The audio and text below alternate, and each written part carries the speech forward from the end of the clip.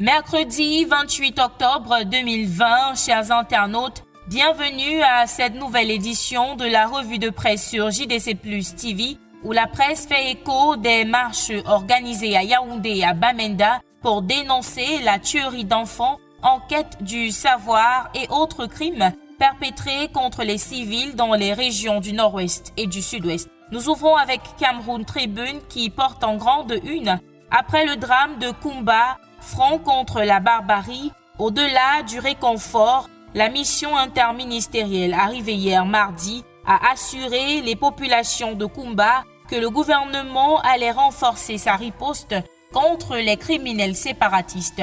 Dans le même temps, poursuit le journal, une cérémonie de dénonciation organisée par le ministère de la Promotion de la Femme et de la Famille s'est tenue ce même jour à Yaoundé, tandis que des femmes à Bamenda sont encore descendues dans la rue pour crier leur ras-le-bol. Retour sur ces deux événements en pages 2 à 4 de Cameroun Tribune, édition de ce mercredi. Dans ce numéro de Cameroun Tribune, retrouvez également l'élément de la rédaction sur les 1 an du drame de Ngouaché à Bafoussam. L'on se rappelle de ce glissement de terrain qui a fait une quarantaine de morts dans ce quartier du chef-lieu de la région de l'Ouest Cameroun. Le 28 octobre 2019, Cameroun Tribune nous fait savoir que sur le site aujourd'hui, la nature a repris ses droits après le déguerpissement des occupants ainsi que leur recasement ailleurs.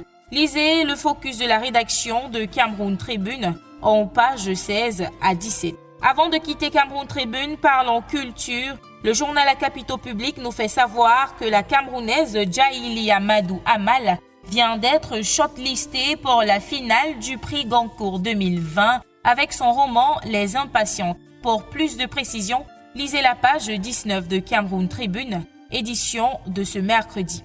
Cette information est relayée par Mutation qui écrit en une prix Goncourt Djaïli Amal en finale.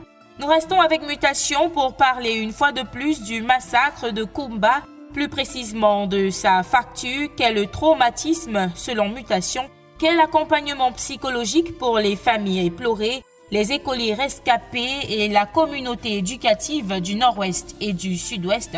Voilà la question que pose Mutation qui essaie également de donner des réponses en pages 4 à 5. Dans le prolongement de cette affaire, une fausse alerte d'attaque armée dans certaines écoles du Sud-Ouest ont causé la panique totale. Le quotidien Le Jour nous fait savoir que des élèves ont fui les classes pour regagner leur domicile à Ombe. Retour sur ce qui s'est passé dans cette partie du pays en page 5 du quotidien Le Jour, édition de ce jour. Le Jour nous fait également savoir en pied de page qu'après 7 mois de vacances, le niveau des élèves est en chute libre.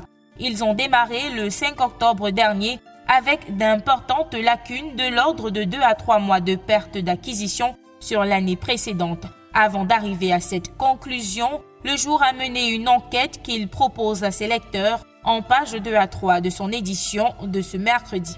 À présent, parlons politique avec Le Messager qui nous fait savoir que dans le cadre des élections au CVUC, Camille Akwa, directeur général du FEICOM, est accusé de tirer les ficelles dans l'ombre pour soutenir le candidat du Grand Nord, Aboubakar Abouakili, maire de la commune de Bel-El. Ça vous semble intéressant? Alors lisez la suite en page 3 du quotidien Le Messager. Et c'est avec cette information que nous mettons un terme à cette édition de la revue de presse sur JDC Plus TV. De votre attention, merci. À demain.